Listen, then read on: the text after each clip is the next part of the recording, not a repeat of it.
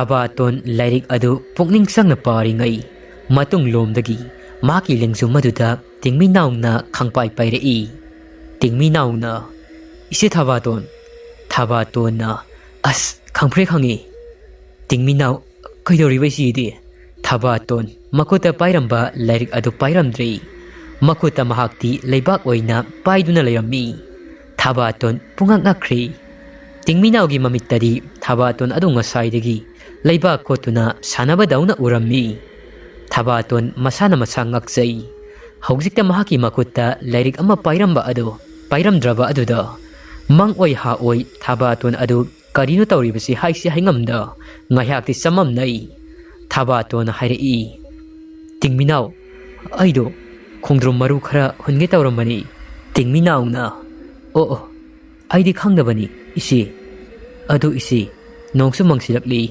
yum hanaba tawrasi ngasidi nganna aigi pamsuba thabaktu ngantana loikri makhoi ani adu adumna hainari nong adusu khongba horakli nong khongba adu horakpadagi ani adu mayum yawnaba prabla-i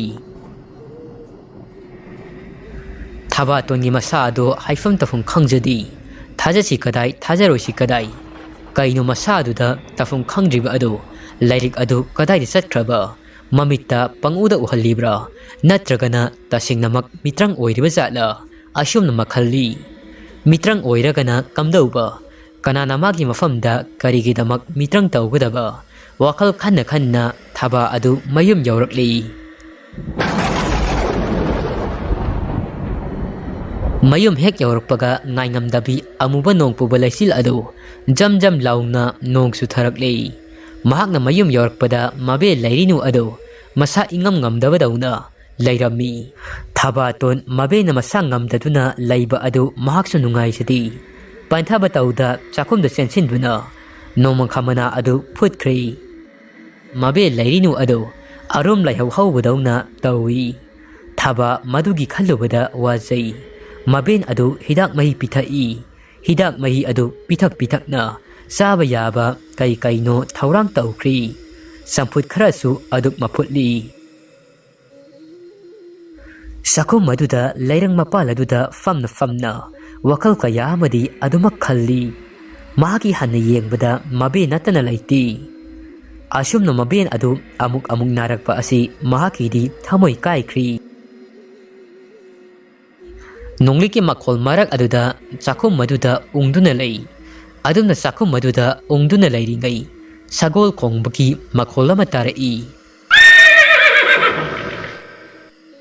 tarakliba sagol khongbagi makhol atuna mahakpu taibang wakal tarakli mahakna wakal tarakpa matam maduda kaidigi sagol makholno aina nong marak asida taribasibo numidang waigi matam masida asumna khanna sakumgi mihu thongaduda yengthoklurabada Thabaton hoigi yena khaduda phajakraba angawba masi panba sagol ama leptuna laiba adu mahangna urakli sagol masi panba angawba adu ubada Thabaton adu nik laukri madu ubada mahakti samadon ayangbado oiraboita khankri nahanta ukhibado adubu amuksu asumna makhalli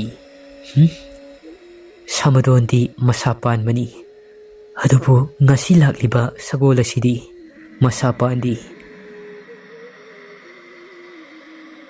sakum dudagi chenthora-i nong marak aduda Thabaton adu yena khaduda thorakli aduga sagol adugi manak aduda sap leppi masi panba sagol adugi masa adu pairaga nanthabi fajabada hainingai laitana fajaba sagol adugi ningthi jabada Thabaton adu mifam hongbang ngamdri Thabatongi masa adu irang langi sagol adu nong marak aduda adumak masi lengda leptuna laikri sagol adugi nungsiraba mityeng aduda mahakti pungsum sumatkri sagol adugi mityeng yarau lang aduda mahak thukri sagol adugi sayang thak aduda ikhang khangawduna Thabaton kakhatkri nong marak aduda thaukri sagol aduna mahakpu puning maikaida puba haurai laimatol singi khwaidigi wangba chingi matol aduda purakli singdol adugi matoldagi yengtharakpada poirei maitei leibaki tampaki lamsing adu Thabaton mamit makna mayek sengna urakli sagol aduda tongduna yamna angakpa amaga loina tuna tampaki lam aduda lepa leite yengi lawbuk lamhang chingkhong singya pa turen mahaki mamit aduda mayek sengna urakli turel gi tu khong thengna khoina seliba marak aduda sing phauduna seliba turel gi iselakta saw khrabalin ama masu taret ki sumthang masu na laitengbalin ama singlak amadi singnung fauduna thabagi mamit aduda chatpa urakli mahangna uriba lilla sidi ibudo khelai sumthang pakhang mani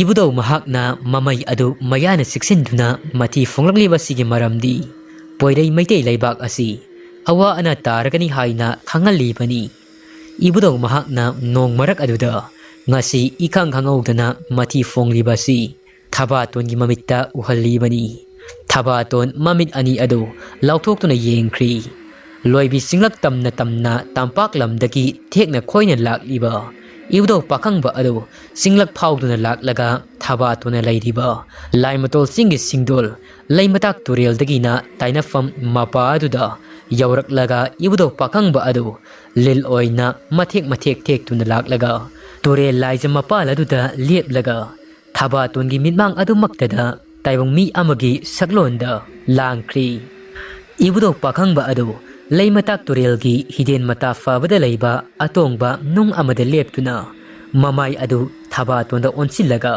asumna hairi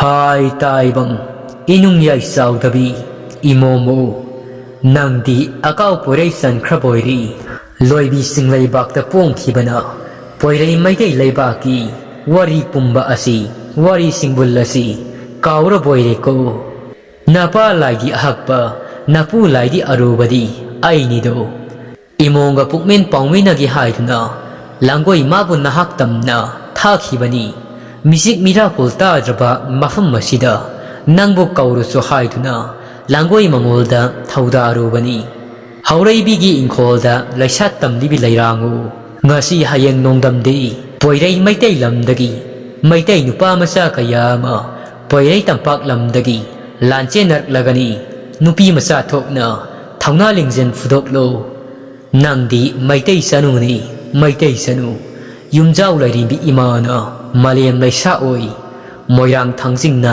mihol oi marjingna thabombi oi nangi taibang haksang sarakpada yaukhibani imo maitei napana sa kayagi yaibi thawayasi nangna kanba ngamba oijaroku imom huye lalong thangtada mithoi mihen jabi oijaro thaujal mijeng nabudo aihakna piram labani tamna singi mayamba lairi haituna khongul lirak lagani singi masa henaubi tamgi masa nanaubi umasana singjaroibi adu imom nahakni kauganu ko nangonda bu yaugani madu khangna liglam thira uko asi hairamlaga thaudo nungpak asauba matolamagi mathakta leplamba adu mangkhri Thabatol wakhal tarai ngasai makhaidi maki napada khonjel dudagi hena atai takhidabani aduga hojikna maki napaduda nong makhol nattana atai takhidri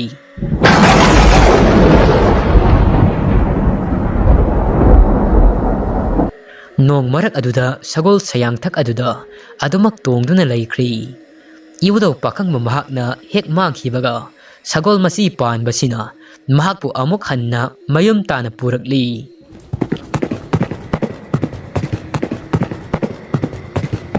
yum hek yawbaga sagol adugi mathaktagi kumtharakli sagol adusu ikhang khangaudana mahakna hek kumtharakpaga onthorakpada sagol adu leiramdri Thabaton mahaki masadu pungak ngakri onthok nasu thuna mangi sagol adu masa adu nong na pungcho choli mapal aduda tarang malang amada lepi imung nagi mabina kaurai Thabaton kaida leige nangbo iben ising kita thaki asi haibagi khonjel tarakli masa adu afing afai oina Mabokna kauba adu tarubada Thabatongi machilda asumna soli.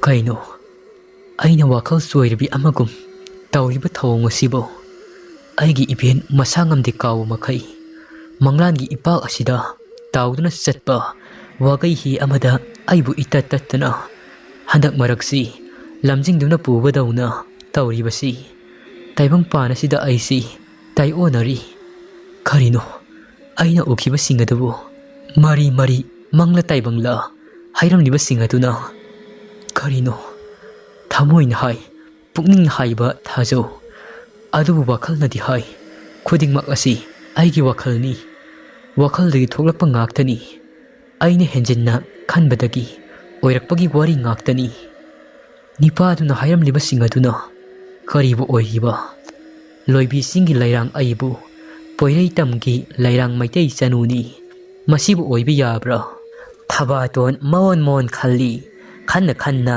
imungda changkhri Maben bu yangsin basanga i lairinu na lotki yauna lotpa adu singu laina ubana lotliba adu mati fongal lagi losinduna thamba adu afabanati matang sari khan thabagi mafamda mahaki asengba punsi wari adu thangal lagi haiduna singu laina thausilakli ibudo moirang thangsing marching yumjaw lerembi makoi ahungi thausindi soiba yadabana ibudo pakhang bana thausilakli Thaba maben bu yangsinba adu yangsinba loiri numidangi matamsu oirakli ngasaina mahakti fi asengba hongdoklabani mathantagi miruk ama ontuna numidangi tara sak adu thongli tara sak chaba loituna masa adu nongso lobagi sagatna bahaituna phunganak aduda famduna maiti i maitikna karino poirei maitei leibak asi awa famda tani hairam libasi masina asengba makta oirabadi thaba aisu isagi oiba thaudang yaduna poirei maitei leibaki awaba ado aisu mateng pangani he tingkawrawa nasu oibi aibu thaujan biyoko aina ngamba makai silam sintha panghalluko adubu aidi singi lairangni singlei bakta leisat tambini asi khalladuna numidang aduda Thabaton adu mareli ahing adu asumna haukhri nongma asum haujin khibana kalen haiba tha adugi aroiba thasi numeni awa leibaktani bongkayu padiana awa leibakta leibi khwaidigi haibi amaibi laigi matik senbi sidamayaga ahing aduda wari sanari sidamayana hairi awalu singpurin handaki awala na sidi awa aikhoina soidana langam pajing phiral thitlagani aikhoi gi ipa lai beluna thaujali beluna di awa singi pukningi hul khangna kati maitei singasi maithina ba poram madu sinma ngamlagani soidana mai pak lagani bongkayu padiana hairi handaki awala na sida kariguma mai pak labadi nangi ngaksam maduda soidana mani paring siba soidrabani beluna matam pumbada thaujan birasanu sidamayana hairi aigi ngaksamda mani paring siba soidrabako us hayengmakla nasi aidi ngamaningeda kamdawni kati maitei singasi awaba tabadu aidi yengningle bongkayu padiagi wa tathok tasin tawfumni lanbu satawri hairabadi sidamaya laitinga mari lainaba fataba thabak tawbada mayong yabini ngasi kalengi thasi numeni hayengdi ingagi nongma panba numeni langi lalong haugadaba poirei maitei leibakta changsingadaba aduna ngasigi numit asida laitingi thoram tawhongnaba makhoina mai pakhawnaba thaurangbani bongkayu padiaga loina tuna makhoi ani adu makhoigi mapa lai mapu lai sing adu lai khoiramnaba thaurang tawri makhoina khoirangbadaba lai asi thagya min khoiramba haurakli haujikti sidamaya amadi bongkayu padiana he ipa lai oiba thagya min handak awai khoina kate singi mafamda sangsingadawriba lan nasidi isam samba lan natti lanfum asida kate maitei singi makok loinamak malem laida kelhanbiu Maitai Makoi Buhatnaga, Awa Ipa Ipu Singilaman Adu, Kumba Saksagi. Sidamayan Hairi, Langi Lalongdo, Adu Tang Fazahalo, Kuding Maxi, Aina Loinamak, Naktuna Tamgani, Ataidi, Nakoi Gitamak, Lamjing Naba, Ay Lairi, Hayengi Numita, Ayuk Mantana Hugatuna, Poirei Maitai Lamdamda, Satlo, Amam Angan Sinaram Daigi, Matamatuda, Poirei Maitai Lebakta, Kongsan Bahoro, Ashum Namakoi Ani Adu, Wata Nai. Ashom dana awala nig lansing purengi, Masanupi Hemaning Adu, Ahing Tumba Yaramdi, Manay Mimani ka Ahing Silkangi, Mimani Sup Chak Manay, Sarang Koirang Nai, Mimani na Hairi. Aisu Nupa Oiram Labadi, Kangadabaniko, Kuta Tangsang Pai, Poirei Maitei Lamda, Kumtuna, Kati Maitei Singimakok Adu, Kaklam Gadabaniko, Hemaning na Hairi. As, Aidi Ngamdreda. Hayengi numisi, Yauhaning Bada, Poirei Maitei Lamdaki, Farakpa, Kati Maitei Nipado, Mayamdugi Marakta, Pajaba Ama Kalaga, Kok Hek Namlay Laksalaga Lori, Nupa Mayam Ado, Urani Kalubada, Aidi Imisi, Wishilu Yadri, Mimani na Hairi, Asibuwani, Nokningdra, Nipa Pambaki, Ahing Tumbayadi Haisibo, Itagi Wata City, Tarabadi, Awa Ibungi Passing na. Aikoisi, Saktibra, Asi Haiduna, Soidana Mai Haukai, Sauranibo. Kati Maitei Singi, Fazabadagi, Awa Ibungi Passingi Fazabasu, Tadavanida. Ibi Amagi Mit Anituna, Yang Bahaitabagini. Awalan mi Maraktagi, Tongayuna Tarabadi, Tamoi Kaikranido. Ibung Tongayuna di Ibi Manangbu, Tamoi Singanung Sizabani. Buddha Diabagi, Laisen Kudingda, Nang Tabu Nizabani. Hado Bibi Manadi, Ashomda. Atopa Manglangi Ipak Amada, Tauduna Lairi. Hadang Matang Sidiko, Mioi Kayama, Tamoi Kaina Daurida. Haidi Bago, Kadaidano, Labna Laija Horagi. Hemaning na Hairi. Kaining Bana Kaisarasanu. Aigi Apambada, Kanana Suk, Kutingzan Bayaroi. Matang Muki Mapokta, Mi Oina Pukni, Po Isukangdi. Handak Muki Mapoksida, Aigi Ningbasi, Tungdabayadabani. Awa Ibung Ipa Singi, Tawoina Matauta Adi. Apa Manipada, Laitana, Kanada Laitoino. Ashum Namakoi Ani Adu, Wari Sanai. Sidamaya Amadi, Bonkayo Padiana, Ahing Supa Adu. Langi Lanfamda, Mayok Yaragani. Asi Kalobada, Lan Adu Mai Paknaba, Taurang Toksili. Numit Asimagi Ahing. Awang Kaurugi, Amam lokta. Singul Layam Mayam Ama, khundinnari. Lai Sing Adu Harawadi Udi. Maitong Maksinalay. Lai Sing Adu Tumin Tuminna Famdunalay. Tilliba Maikay Digi Lakliba Layam Sing Adu Yengna. Ibudo Kaubruna Ashumna Hairi. Layam sa Hayeng Porong Nong. Ingagi Nong Mapanba Numisidagi Hauna. Poirei Maitay Lamdam Masi. Awa Turay sa Laganido.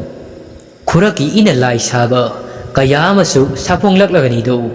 Asi Kalubada, Ningdol Pomli Aidi, Haujiktagi Hauna. Ibudo Marjing na Hairi. Layam Gidi Ahal Oibo.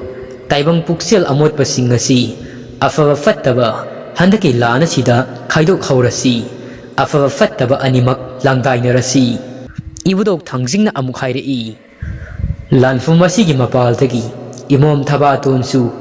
Mapalay Mapulay Singi Matik Mayay Amadi Masagi Haurapam Adu Kanglagani Nahan Makay Kangrabasu Handaki Lanfumasida Thabaton na Lamjing Lagani Masigi Kalubada Tangjingay Gipung Ngasi Nungoli Ibudo Wangbril na Hairi Kanglay Pumuyol da Layriba Taibang sa Singasi Mama Mapa Masil Mana Puksel Kwajin Tinaba Yadriba Amaga Masak Kangnadriba Amana Amabu Yangsinariba, Hunariba si, Kalak Kanjang Nariba si, Kuding Mang Asi, Laitiem Chak Manana, Handaki Lanfumasida, Temtok Haurasi, Amana Amabu Tausawa Sadriba, Masil Manang Masenung Sinadriba, Amana Haibawa, Amana Tanadriba, Kuding Mang Asi Kanglagani, Yaknaba Namang the Lep Rabada, Makoi Maselasi, Amatoiba Ngambrang Ngamdabra Haibado, Muna Langba Muna Hakba, Kana Sawa Wangbre Lady. poirei maitei leibaki asi thong asi launa hangduna thamlagi asang thongna khuna thamlagi asi thong asina mama mapa masak khangdaba makai loina chatpa oikrasanu asumna ibudo khana sawu wangbrilna wakat lami layam singi marakta mahangna isau saurami sauri basi sumlibra amaromda taibang miyoi babu singu oibana sanging itatatna tawi masana masagi asoiba adu sumthok saba ngamjadaba miyoi ba mahakti mi oina pok labada tolabani handaki maitai singi mathakta sangsingadawriba awala lasidi miyoi ba khunaibu mangan nabanati mana hannabani thong manaba maitai khunayasi mama pa khaibum tanare basi punsin nabani layam singa sina magi oiba wafum kaya amasu lai khundinnaba duda phongdoknari asumna kalen thagi aroiba thasigi ahing ado loisinkhri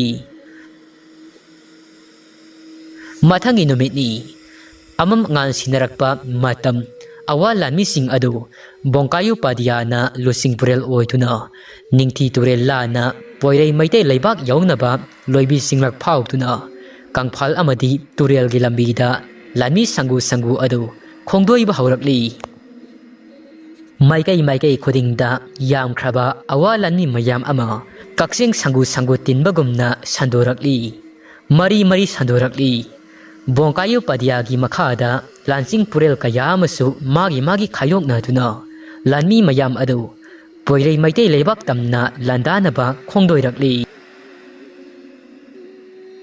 bongkayu padian hairi awalan misa ngasi ingagi nongmapanba numit asida awa ikoina kate maitai singi mathakta ipa ipugi laman khumlasi asumna laurai lanmi sing aduna amuk sang manana hoi khumlasi asi haiduna laurai asomdana kege moirang leibakta inga thagi nongmapanba numitni asi khallubada langhaibi ado haraujai langhaibi ado mangol aduda fak ama tharaga tuminna mondrang sanari adumna mondrang sanari ngai laisi tombi adu changsilai laisi tomina hairi kaidoragi sanai bema nathanta mamonta no iduna langhaibi na hairi hayengdi aigi haijing kharaini aina matam kayadagi wana ngai jarakpa numit ado hayeng ingagi nini panba numit asini wana khut thektuna pajarakpado laisi tomina hairi hoine aidi kaururi langhaibi na hairi nangdi kauni kungi hangoi maithakpi nangbo laisi tomina hairi ado sanai bema hayengdo singjo hawansiko mamangi lainobigi haijing kharai puba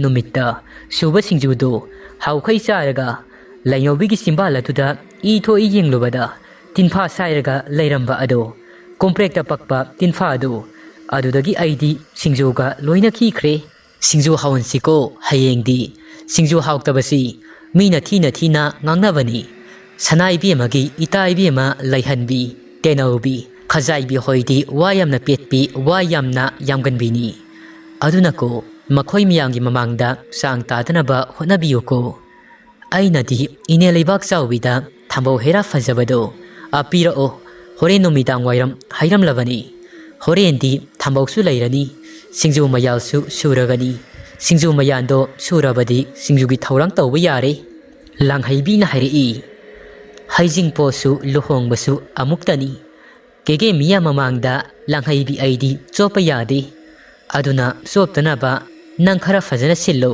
timpha yawla kaniko fajana man kotuna taw ado aina kawba ama layi kundogi wafam aduna kamdauba laisi tomina hairi sanai biema kundo adumadi hektri haujiktagi heksinduna thamlabadi soiduna patlagani madu khallubada aina hektri bani kundo su kumsidi marang kaina moirang khulak laikai asida paktaknana hawi madugi thoina wabirunu langhaibi na hairi ho laisi tombi haibi laphu manbi nangna thausaw sada laithoklingai yamkhraba kundo sing adu nonglei nungsit lakta loina leimaida kenkiba thoklo natragana mi atopa amana hekiba thoklo kamdawni nangbo Laitonjam mahakpu lafu mali haibagi saunginglabani. Mahakna asuk yamna tawjariba hotnaribasing asi mana thabidi asi haina haibani. Adubu karamnadi phongna nangna hairibasing asi yaningdi karamnadi hairugani. Adubu khumdadi khumauragi asi khanduna asumna hairi.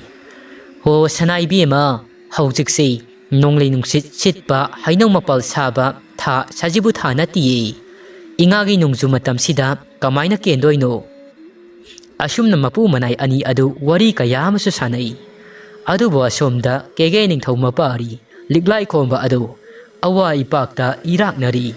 Hayengi numitta haijing khrai pukhiba thoklo pakang phammasi haidok lagani. Pukningna khoida jaba singe lairang adu hekpak phanglaroi. Asi khallobada Thabatona pirakpa Meerel adu yenglaga kappi. Magi ka aduda tuminna ngasigi numit asi mahak mathwa yamna nungai charamdi. Meerel aduda mit kuptaw makai liglai khomba adu yengjai. Meerel adu kolaga amuksu hekna kappi. Aduga asumna masilda hairi. Singna thatli paana thatli aidi. Panthawi pagi sai wasak asina khongthang asida siena punkhibana. Nungsibinangi khungul adu liba ngamdri. Waraunuko ningol oibi nahakpu khoida jaruba kaina maisal langnaba oihauri ifam sida. Nahaki nafamda aidi turel turai amagi kauksing oihaureko. Adubu punsi asimagi nangbudi kauba ngamloi. He ibudo Moirang thangjing ngasigi numit asida atiya asina aigi koktakta nanduna aibu malem lairol nungasida fauduna singthaduna pukhrabadi phaganiko. Tolabana sudi kanagi makhongdanu sanglugadaba. Panthawi pagi sari wasakna punkhibana nipa oibigi thauna fudokpa ngamdraba aisi malem laikrak nungda singsinbiro. Aigi pusi mikup asida lauksenbiro. Asi hairaga Meerel adu kolaga mahakna lairiba ka aduda hekna kappi. Asomdana kamdauri awalan mi tengol sing adu pothaba laita thauna amaga loina tuna asum lakpana kaksing khunau yaurakle. Bongkayu padiana kege Moirang maikai gidi lancing puren athauba oi. Bongkayu padiana awagi lanmisa haujikti kaksing khunau yaurakle. Ngai hakta ngairi wangu yauраklagani. Wangu hek yaurakpaga Moirang tanaba sagang khun fauna chatlasi. Ngasigi numidang asida Moirangda landarasi. Awalan misa ninganaba yadi. Numisu tasilakadauri. Aikhoina sakiba wasak adu kaihanba yadi. Moirang pumbasi upul waipul tanaba nairasi. Awalan mi mayamaduna amata oiba khonjelda laurai. Awa ningthau mathoi awa leibak na maheli budadi wana thaujali awa ikoina ngamlagani khudingmak asi. Asumna sagol sayang thakta awa lanmi sing adu liepa leitana changsilai. Lieptana asum lakpana numidang waigi matam oirakpa aduaida awa lanmi mayam adu Moirang yaurakli. Awa lanmi mayam lakpada Moirang kaithin kairi. Awalan mi mayamgi miyot minay thengna bahatpa layam lairambada otpa naiba haurakli. Moirang miyam adu kai duna siali. Asomdana kege ningthau puksuba adu haijing kharaigi thaurang tauringai lanmi sing adu sem saudri. Adubu Moirang kaithel kaire kabada maitegi sagol lanmi Moirang kaithel adomda awalan mi sing adu mayok nanaba satkhri. Kege ningthau puksuba adu makokta makut hapkri masilda asumna soli. Hey budo Moirang thangjing paloi tambalai ningthau karamno taibang nadairim aigi laibakta tambiriba hayeng ta ngairi isagi haijing kharai pugadaba aduga haujikna yamkraba awalan mi kayagi tengol kayama kege Moirang leibak asida yauksilaklabako. He ima yang leima nasana nai oiba ikhoibu amukta dikanbiyo ima. Wari asigi kunmanga subu saruk matang saloi sari. Wari asi pathok saba matamda soikilan kiba yarabasu mayam na ngakpiyo. Wari asigi makha mathangi numitta mayam pumnamakna ngaiminarasi.